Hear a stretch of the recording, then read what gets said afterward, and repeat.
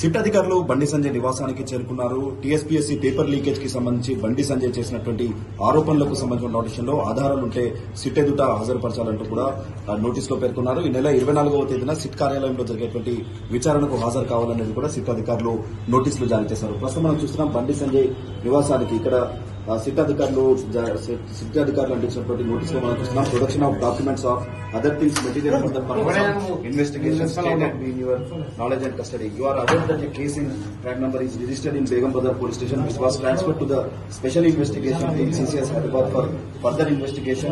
Accused persons and the apprehended accused are being interrogated in connection with the above crime. The interim custody of the accused was previously considered by the jurisdiction magistrate. ఇక్కడ జగిత్యాల జిల్లా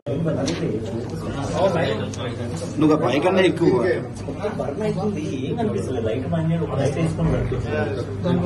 గోడ ఖరాబ్ అవుతుంది.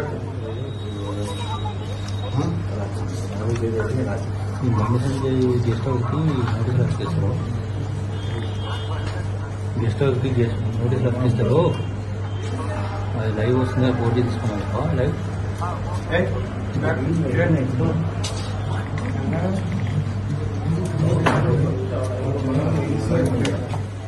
సంతోష్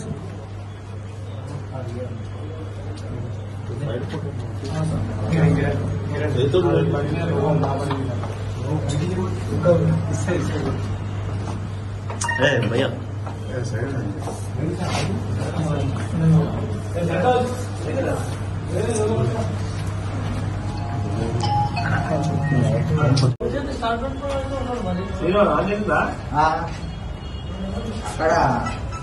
అన్న logo బయట